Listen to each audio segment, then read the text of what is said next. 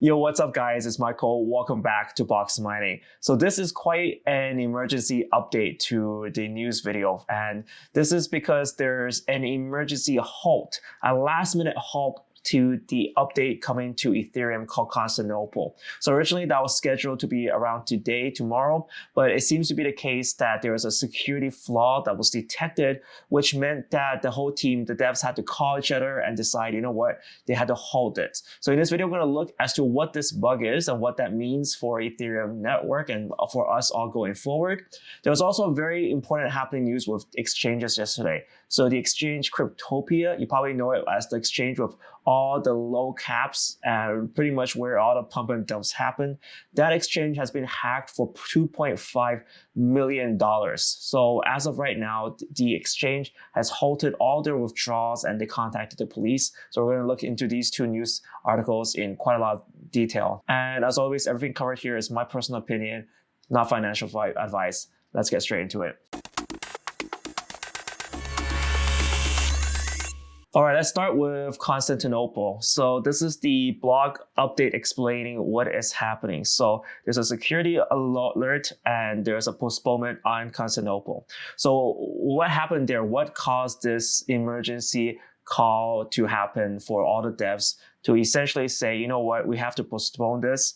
And if you guys are, worried or panicking or concerned right now, as of right now, because the fork is postponed, nothing is really going to happen on the Ethereum network. So if you are just an Ethereum user and you use my Ether wallet for Ethereum, you don't have to worry about anything. This is really much affecting miners and node holders. And if you are a node holder, I'm just going to tell you right now, what you have to do, the instructions are here. I'm going to put them below this on a blog post. If you are running a full node or you're a miner, just upgrade to the latest version of Geth or Parity, depending on the wallet you're using. All right, so let's jump into what exactly was reported. So this is an external audit security report. And what they were reporting is that because of the new upgrade to Ethereum, there is a new type of attack that can take place on existing contracts that was not possible before this fork. So this type of attack is quite devastating because it allows the attacker to potentially withdraw funds from a contract and do it multiple times without the other party knowing. So it's kind of a little bit like how crazy the DAO hack was. Basically, hackers can steal money from vulnerable contracts that were not vulnerable before this update. And this is why all the devs, when they saw this, they were like, okay, we gotta pull this at the 11th hour. I mean, we were so close. We had so many beta tests for Constantinople where, we already, uploaded that to Rasputin testnet. Well, that's what the Ethereum team did. They uploaded that already. They were testing it. There were like months of testing. And just basically a few hours before this update was going live, basically, they had to pull the plug and say, you know what, this security flaw was so important. So exactly what was happening here and what could have allowed this? It seems to be the case that Constantinople, because of the gas cost reductions to what they call dirty addresses, it allows actions that were not possible before to happen on the new upgrade. So initially, this type of attack could not happen because the gas cost essentially for something like this to happen was 5,000. And now because of Constantinople, it lowered the kind of withdraw send functions to 200, giving the attacker additional gas to initiate additional actions on the chain. So this is probably unforeseen. It was very much kind of like them thinking outside the box. So what I do have to say is the security team did really think outside the box, is think, okay, what could really happen in this case? And what could kind of like be vulnerable? They did do a scan to say, what was attackable now? Like what could be possible? They did scan various contracts on Ethereum DevNet, and they did not actually uncover any vulnerable smart contracts. That was a kind of interesting thing. So this was like so out of the box that, it didn't affect every single contract out there, but they still did have, a test contract they can, exploit using this bug. And they also have this test here. So if you're a developer yourself, you can also test if your smart contracts are vulnerable to the security bug. Now, the Ethereum team, responded very responsibly. They made a call. They called each other and said, you know what, we have to delay this. The extent of the delay is currently unknown. What they did is after a 3-hour, probably very tiring call, they decided, you know what, we're going to do another call with the core devs on Friday to determine the fate of Constantinople update. What the current suggestion is that they just pull the update, the EIP that was responsible, the improvement protocol that was responsible for this. There were 4 initially that were going to be released. They could just potentially pull that one back and just release the 3 as is. And the concern here and the reason why people are pushing for the release of Constantinople is also because it reduces miner rewards. So this is a bit of code that is not affected by this bug. And they want it to be this update to go on because it reduces the amount that miners get. And a lot of people think that because it reduces the new supply of Ethereum, it'll also increase the value of Ethereum. So that's why a lot of people are like, hurry, hurry, hurry. Let's get this update released. But anyways, regardless, the news will come on Friday, so we just have to wait for it. What does it mean for Ethereum right now? Ethereum dropped the most. So right now we're seeing a little bit of blood on the markets, but Ethereum dropped around 6%, which isn't the greatest amount. I saw a few reports like, oh, Ethereum's bleeding because of this. But honestly, we've seen lower levels in the past 48 hours. So my expectations here is that Ethereum will be delayed. New updates, especially the new proof of stake upgrade, that will potentially get delayed because of fixing this bug right now. They still need time to examine it. So in terms of this gas cost optimization, it might take up to 2-3 months for them to really examine the effect of this and also how to fix it. And this really goes to show, for me personally, that these protocols are insanely hard to upgrade. And if any single small flaw there could potentially cause drastic effects to anything that's surviving on it, because its existing contracts could be affected, and because of flaw there, a fatal flaw there, people might lose their money. And this is why it's so hard to upgrade protocols once it's live. Next up, we have some really bad news concerning Cryptopia. So Cryptopia is where the New Zealand exchange where a lot of these small cap coins lived. And unfortunately, they were hacked for $2.5 million today. So right now, this is the Twitter account. They're trying to keep everyone updated. But it seems to be the case that they reported the hack to the New Zealand police and the high-tech crimes unit, and they pretty much shut down the exchange. So now you cannot go on Cryptopia and withdraw funds because, well, their funds are not safe.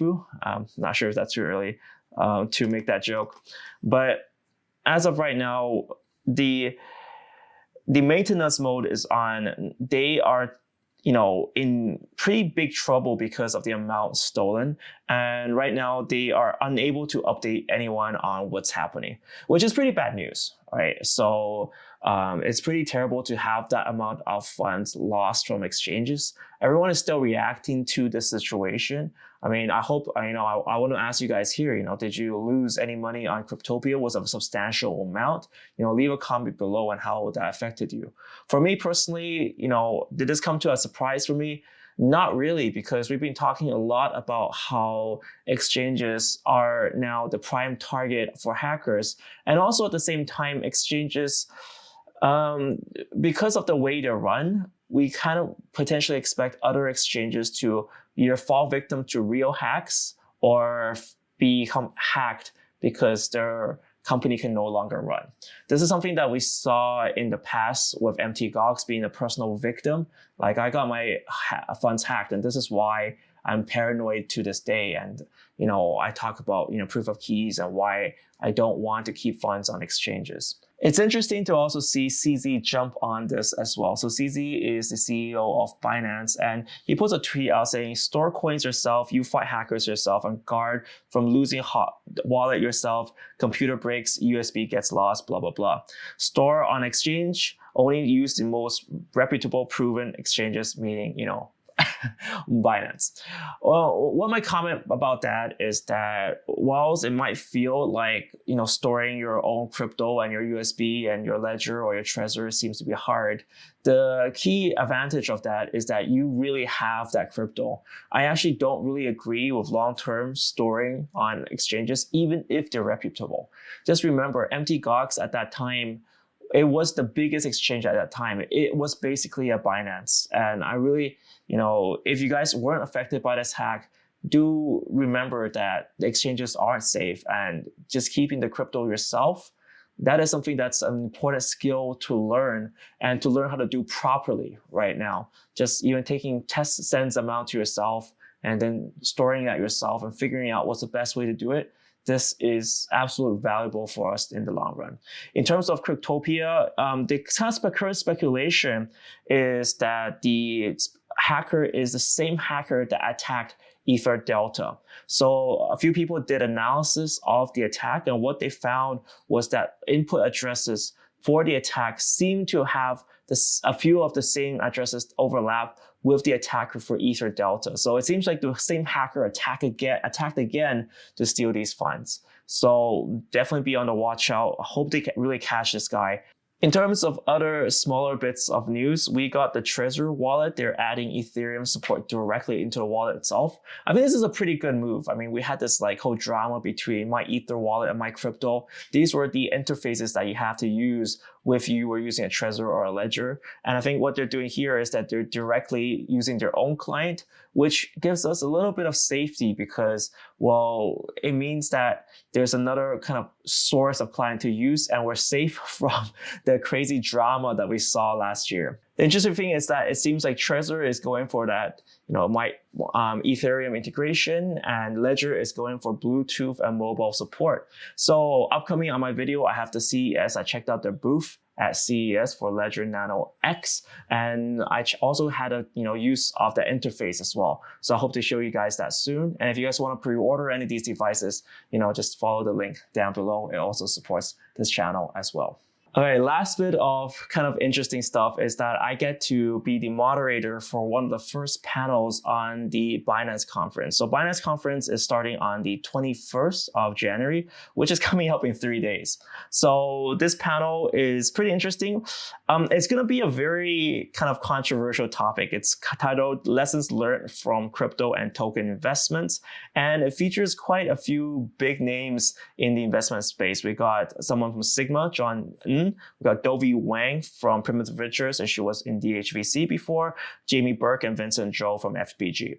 So why I'm talking to you guys about this is that if you guys have any questions that you want to ask them or want to interact or kind of suss out what they were like and what they learned, leave a comment below. I'd love to have some of your questions asked during this panel, and I think it's gonna be a great learning experience because of how kind of very broad that kind of panel is. And what I really hope is that they can be honest and share some of the mistakes that they made, and share that with us and the whole community. So I hope to keep you updated on that.